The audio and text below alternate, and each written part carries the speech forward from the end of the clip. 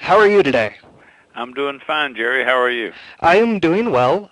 To get started, I was wondering how you got your start in the country music or comedy music genre, or the mix that you are in. Well, I grew up in a little town or a little rural town in Florida, and my dad played guitar and listened to a lot of country music, and I grew up with all the guitar pickers, the Buddy Holly and Chuck Berry and all those guys on the radio, and so I've kind of grew up naturally with a sort of a mix of country and rock and roll, and so my interest is still sort of somewhere in the middle there, I guess. Gotcha. How old were you when you first started playing the guitar?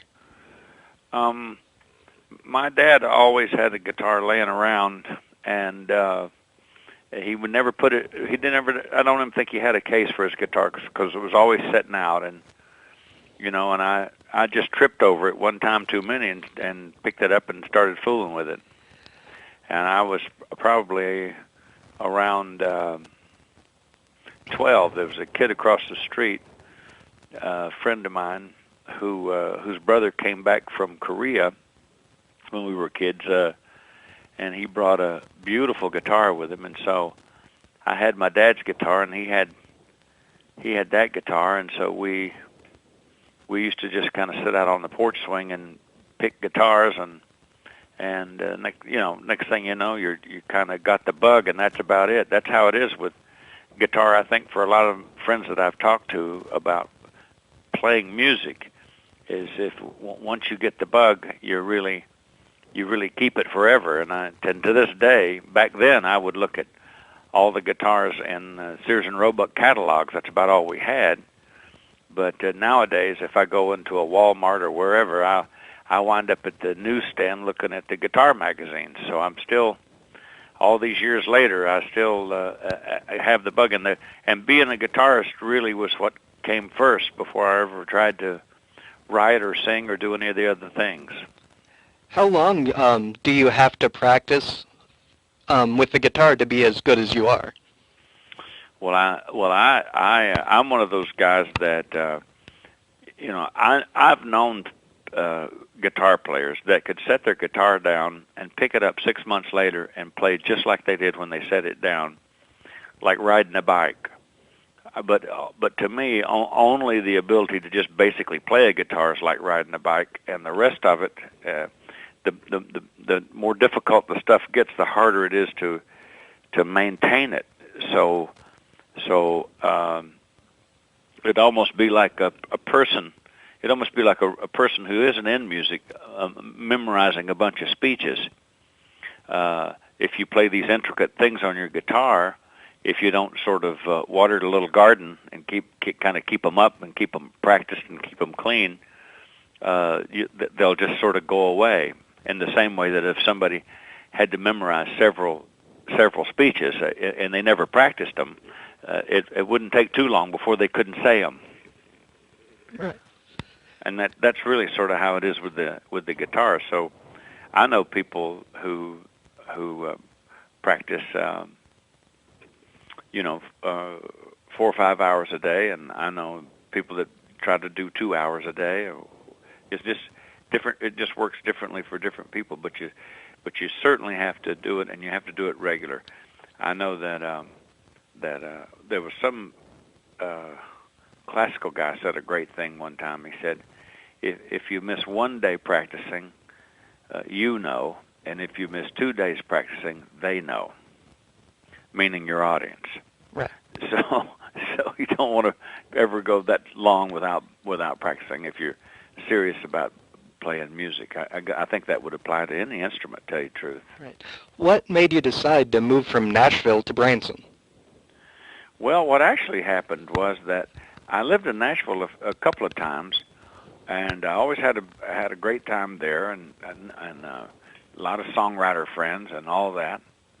And but I was actually living at the time I was living in Los Angeles, and in '88 and '89, I was the writing supervisor for the Smothers Brothers Comedy Hour, and then they had a new comedy, a new series on CBS, and then in '90 is when I moved to Branson. I actually moved to Branson from L.A. and that was in 1990, and so I'm actually officially in my 21st year here. All right. And since that was a little bit about you being down there, and you do have your own theater, I was wondering why Spiders and Snakes was cut down from your live show, from the intricate part where you had chihuahuas and tornadoes and special effects. Why it was cut down to the version that it currently is, which is just with black lights. Well, the thing about it is my show never stops evolving, and I had a blacklight show that I did Spiders and Snakes in. The stuff that you're talking about, like there was a tornado and all that stuff, that was also a blacklight show, and it was pretty intricate, and we did it for a while, and so I wanted to get the emphasis back on the song itself. And I kept some of the blacklight just for the fun of it, especially there was a little moment in the ending that I liked real well. And but since I've done that, I've also added other elements of the show. I work on the show every day. I do things that are pretty complex. They kind of come and they go, different elements and aspects of the show. I don't really feel like I necessarily hurt the show by taking any parts out of that song. I just feel like I had to make room for other ideas that I was having. Right. Speaking of Spiders and Snakes, did you ever think it would be as big of a hit as it was? Well, I didn't know for sure.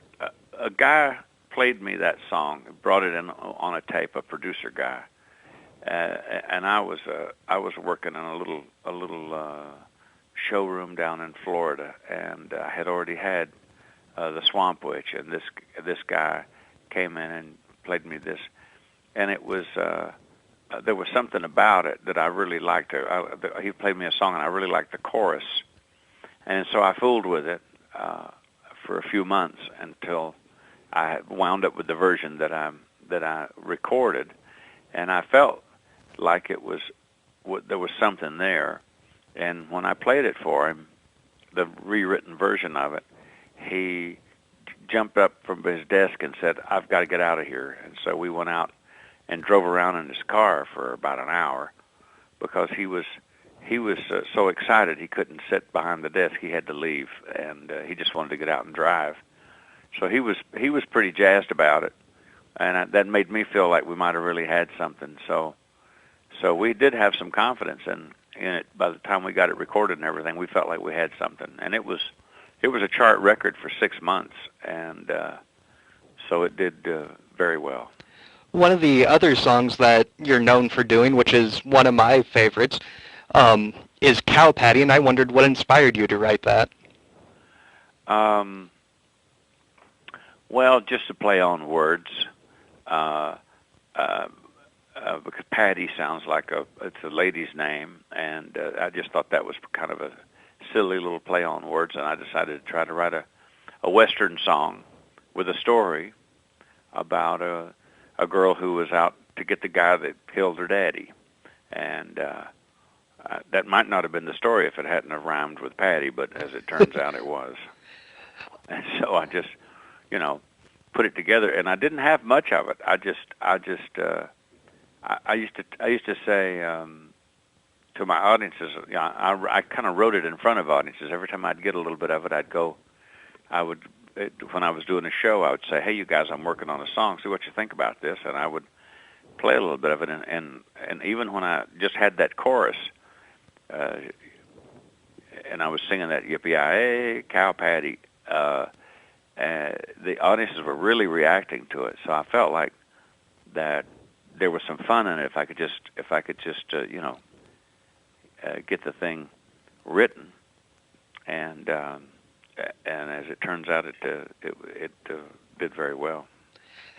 Now, you performed that song, if I remember correctly, in the movie Any Which Way You Can.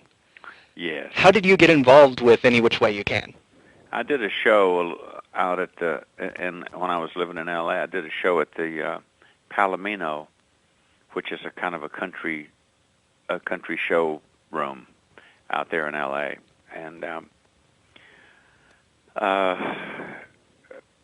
Clint Eastwood came by and saw the show, and he heard the song and he liked it, and he wanted to do it in the movie, and he wanted me to have a part in the movie too.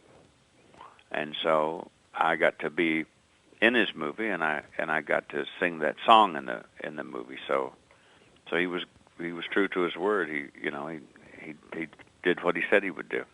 And so I got to go out, and we shot the parts that I was in out in Jackson Hole, Wyoming, and we had a great time out there. And I made a good friend while I was out there named Barry Corbin, who's a fine actor, and you might have seen him if you saw No Country for Old Men. But anyhow, that was a great experience. All right. Well, one of the things you ask your audiences at your live show is for their most embarrassing moments. I wondered if you had one you would be willing to share with our listeners. Well, I've had more than one, of course. One time when I was playing out in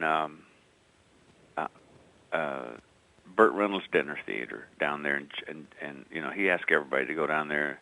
Half of Hollywood went down and did his dinner theater down in Florida, and so I did a show down there called The Robber Bridegroom, which was about this guy who was a kind of a bandit, and he was a bandit in the woods, and so he was kind of like a Robin Hood guy, but he didn't have a band of people. He was just kind of this lone bandit, and then he also